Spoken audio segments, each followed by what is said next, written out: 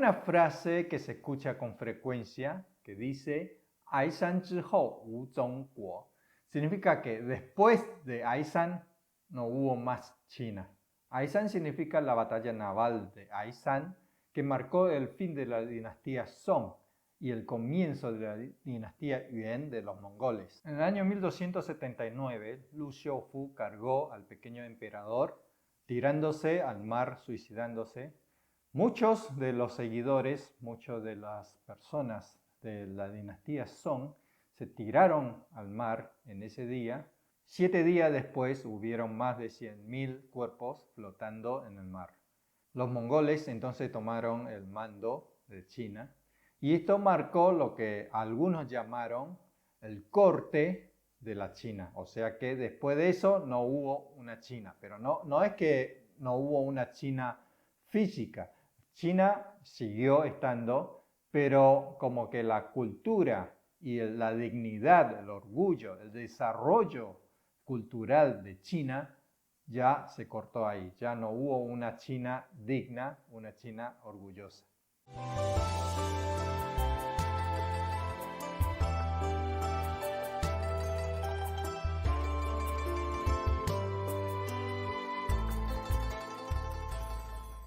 En la dinastía Song, tecnológicamente, China estaba muy avanzado. En eso del año 1100, 1300, China ya tenía embarcaciones que viajaban por todos lados comercializando los productos. Por ejemplo, se pudo localizar una embarcación hundida de la dinastía Song llamada Nankai Yihao. Esta embarcación, solamente el cuerpo del barco tenía 30 metros de largo, 10 metros de ancho y 3,5 metros de alto. Y este barco es un barco mediano. Para ir más lejos se hacen barcos más grandes. Por ejemplo, para ir desde Quanzhou en la dinastía Song hasta el reino de Almorávid en África, tardaba en ida y vuelta 1 año y medio. Y eso se necesitaba que la embarcación estuviera bien preparada para un viaje tan largo. Por eso, arriba de la embarcación se llevaba suficientes cereales como arroz, trigo. También había maquinaria para sacar las cáscaras, había molinos para trabajar todos esos cereales y había criaderos para cerdos y gansos para comerlos durante el viaje. También había pequeños locales arriba del barco donde uno podía comprar lo que uno necesitaba diariamente, alguna comida, utensilios, ropas o algunos intercambios de objetos. Los marineros de la dinastía Song se guiaban por las estrellas y el sol, por su posición, para ubicarse en la navegación. En caso de que el cielo estuviera nublado, usarían la brújula, que se llama Zhinanyu o pez a punta sur, porque en la antigua China usábamos el mapa con sur arriba.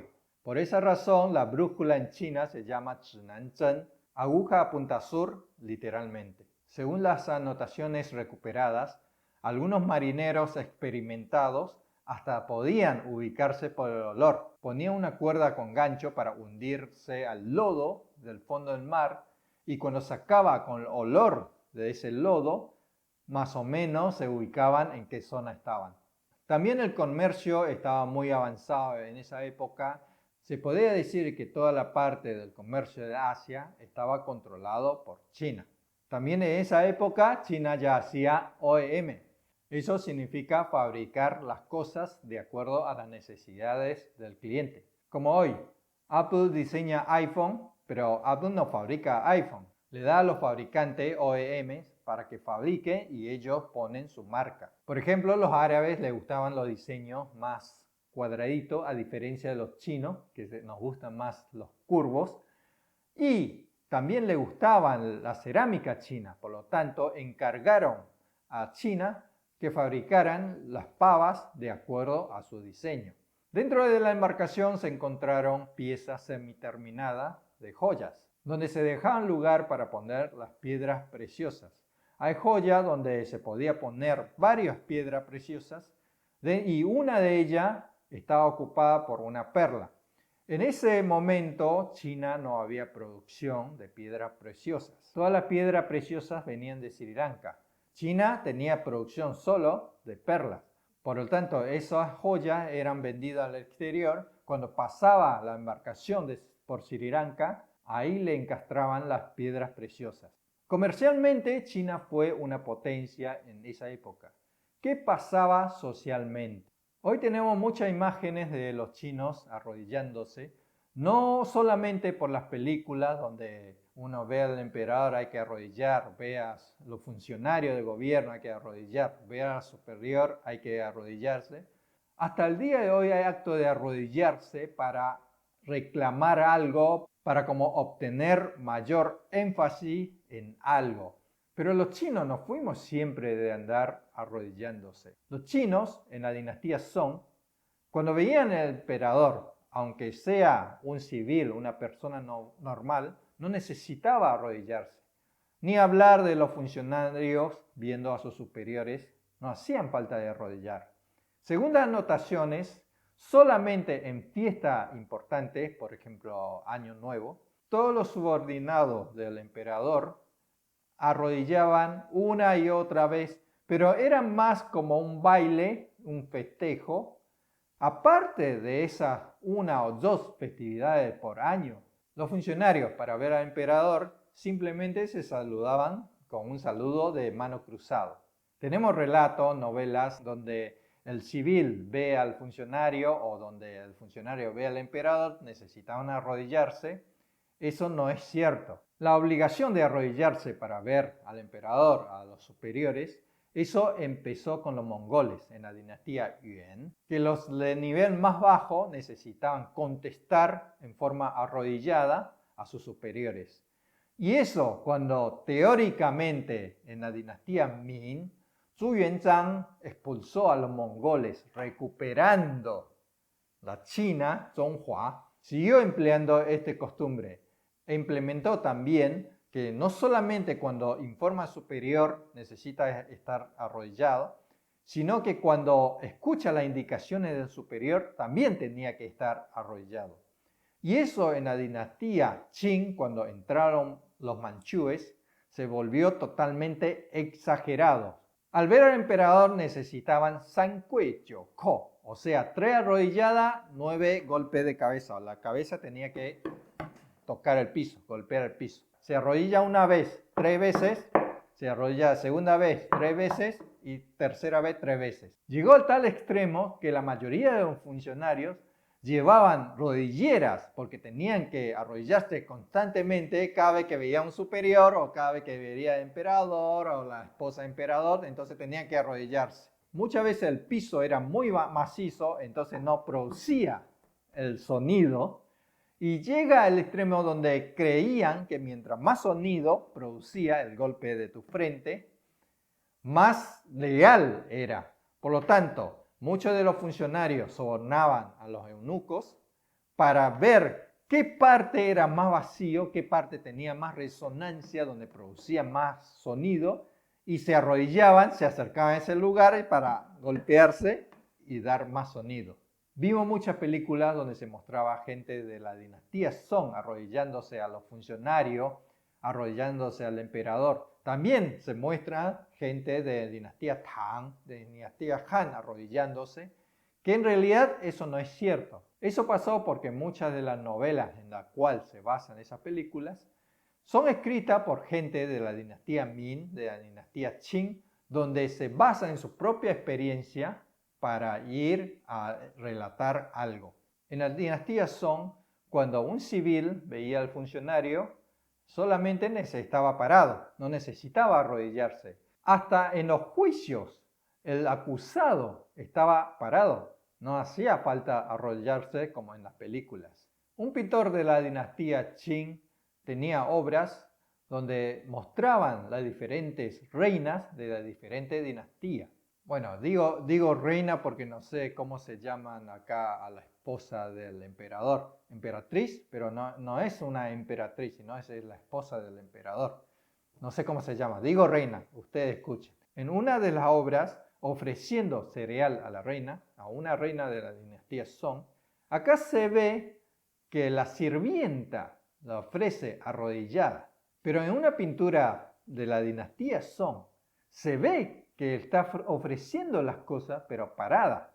Eso significa que en la dinastía Song no se acostumbraba a arrodillarse. Arrodillarse es una forma de esclavizar a la gente, de inculcarle la idea de que eres una hormiga, no eres nada, eres una basura frente a mí.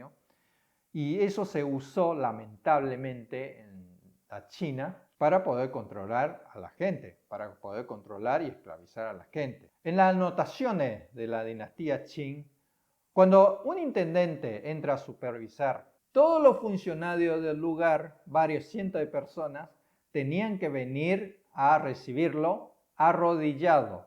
En cambio, en una anotación de la dinastía Song, donde el emperador fue a Hangzhou a revisar el lugar, se dice que la gente lo rodeó bailando, exclamando con alegría. Al decir bailando y saltando con alegría, se veía que no necesitaba arrodillarse para ver al emperador. Y el emperador era muy bien recibido por la gente. Cabe aclarar que la dinastía Song fue la única dinastía que no hubo rebelión de los civiles. La terminación de la dinastía Song fue exclusivamente por la invasión de los mongoles. A diferencia de la dinastía Ming, sí, los manchúes invadieron, pero si no fuera porque al mismo momento hubieron muchas rebeliones de los civiles, porque no podían comer, porque tenían hambre, los manchúes no hubieran podido ingresar porque era mucho más fuerte China de dinastía Ming en ese momento. La mayoría de la dinastía pasa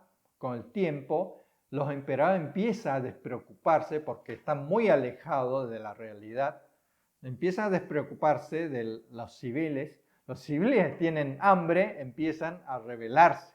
Pero eso jamás pasó en la dinastía Song, porque dinastía Song respetaban mucho los derechos. En la época del emperador Song Guangzong había un secretario llamado Luo Yue. Luo Yue era una persona muy recta y decían todas las cosas de frente. Song Guangzong, el emperador, siempre decía: Luo Yue, hasta yo le tengo miedo porque siempre va directo, sin vueltas. Una vez Luo Yue fue como embajador a Qingguo, al reino de Qing, y el reino de Qing tenía que arrodillarse para ver a sus superiores. Entonces le exigieron a Luo Yue hacer lo mismo. Luo Yue rechazó. Dijo: arrodillarse para ver a alguien es un saludo de los Juden. Juden significa externo, no chino sería. Acá hasta un propio funcionario de gobierno dijo que arrodillarse no era un saludo o un costumbre normal chino. A diferencia de las tres últimas dinastías, los funcionarios de la dinastía Song podían hablar rectamente porque cuando tenían razón, tenían razón. El emperador no te podía decir nada, no era como tenemos pensado o la imagen nuestra de que el emperador, si no le gustaba, te llevaba a cortar la cabeza. Posiblemente eso pasó en la dinastía Qing, pero eso no pasaba en la dinastía Song. Cuando la dinastía Song perdía contra el reino de Qing, Qing pidió a Song reconocerse como un subordinado de Qing y Song aceptó. El emperador de aquel momento era Song Guangzong. El reino de Qing pidió a Song Guangzong recibir la orden donde proclamaban que Song era su subordinado, en forma arrodillada. Song Guangzong quería aceptar porque tenía miedo de perder su imperio, pero había un funcionario llamado Fan Tingshi en ese momento, se enojó muchísimo y dijo: Tianxia es el reino, el país. Zhongguo zhi Tianxia es el reino de China. Zhuzhong zhi Tianxia es el reino de los ancestros. Qunchen Wanxin Sanjun zhi Tianxia es el reino de los funcionarios, de todos los civiles, de todas las poblaciones y de los militares. Fei Bixia zhi Tianxia no es el reino tuyo. Acá se ve claramente cuál es la idea de esa época. La dinastía, el imperio, es de todos, no es del emperador.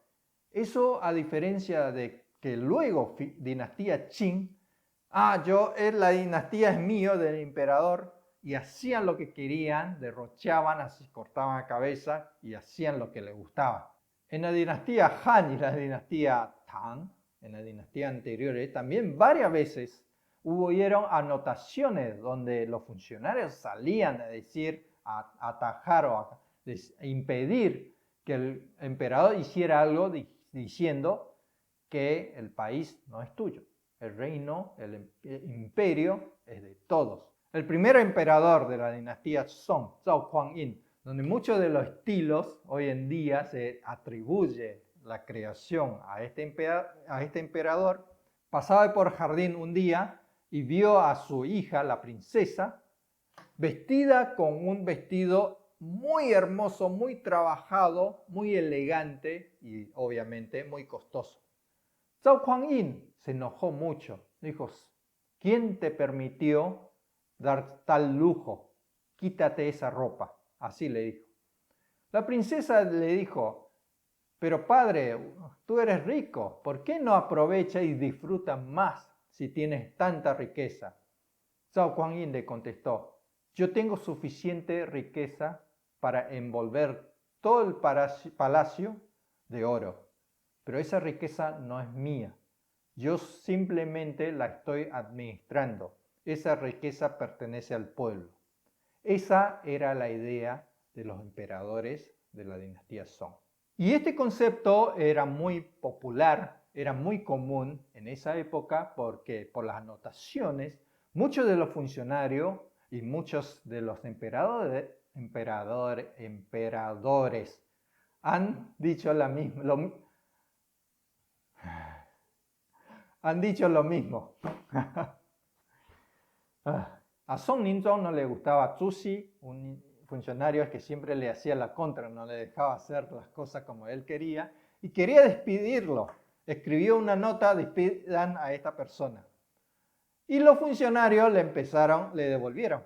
Empezaron a decir, usted no tiene derecho a hacer eso. Para despedir a un funcionario hay que pasar por un procedimiento, pasar por el recursos humanos, hacer una reunión, porque era un funcionario importante, y ver cuál es la razón para despedirlo, y ahí recién, si la razón es suficiente, recién se puede despedirlo. No puede hacer esto usted fuera de su derecho, porque el país no le pertenece, el país del pueblo, y todas las cosas no puede hacer lo que usted quiere. 是以天下为天下，不以一己为天下. El imperio es del imperio y no el imperio de una persona. En la época de Song Duzong, Liu Ba, otro funcionario, también le dijo lo mismo. 天下事当与天下共之，非人主所可得失也. Eso significa que las cosas del imperio tiene que compartir con el imperio. Un funcionario de la dinastía Nansong dijo, 国天下之国 significa país es país de todo. 家天下之家也 la familia es la familia de todos. 君之者长之而已 el emperador es simplemente un administrador. 故非其所得失也 no puede hacer o usar las cosas para su bien personal. Resumiendo, en la dinastía Song, los funcionarios, hasta el emperador, tenían una clara noción, primero, respeto al derecho, respeto mutuo, no tratar al otro como basura, como esclavo, como sirviente. Segundo, el país es un país de todo, el emperador es simplemente el administrador. Eso creo que es válido hasta el día de hoy, aunque hoy en día yo creo que muchos funcionarios ya se olvidaron de eso. Nos vemos en otro video, vamos a continuar hablando de este tema. Creo que 2 videos más y que todos tengan buena salud.